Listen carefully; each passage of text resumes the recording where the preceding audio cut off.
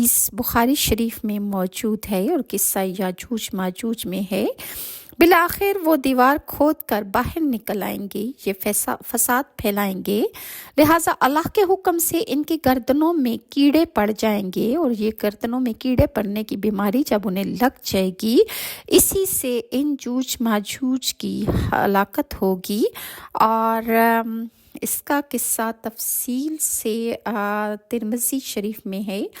اور یہ بھی معلوم ہوتا ہے کہ ان کا ظہور حضرت عیسیٰ علیہ السلام کے نزول کے بعد کے زمانے میں ہوگا۔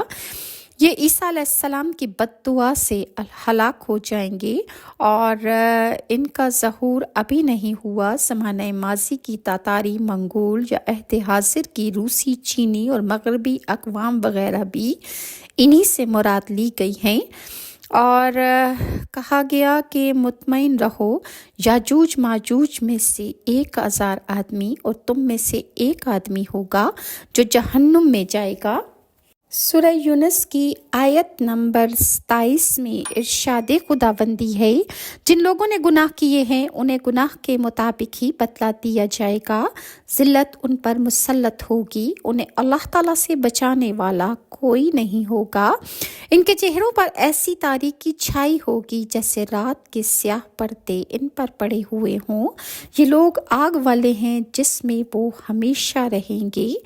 اسی طرح جہنمیوں کے بارے میں یہ بھی ہے کہ جب ان کی پہلی کھال جل جائے گی تو اللہ کے حکم سے ان کی دوبارہ کھال پیدا کر دی جائے گی، لیکن ان کے اوپر عذاب کا سلسلہ جاری رہے گا، اس میں وقفہ نہیں ہوگا۔ لہٰذا قرآن پاک میں ارشاد خداوندی ہے،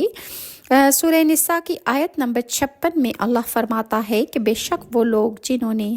ہماری آیتوں کو ماننے سے انکار کیا ہے، انہیں ہم یقیناً آگ میں جھونکیں گے، جب ان کے بدن کی کھال گل جائے گی تو اس کی جگہ دوسری کھال پیدا کر دیں گے تاکہ وہ عذاب کا خوب مزہ چکھیں۔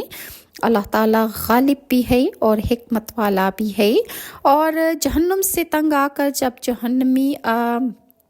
موت مانگیں گے، لیکن اللہ کے حکم سے انہیں موت نہیں آئے گی،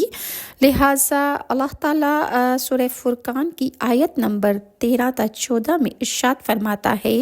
جب کافر دست و پا بستہ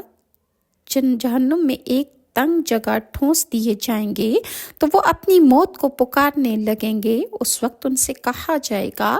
آج ایک موت کو نہیں بہت سی موتوں کو پکارو،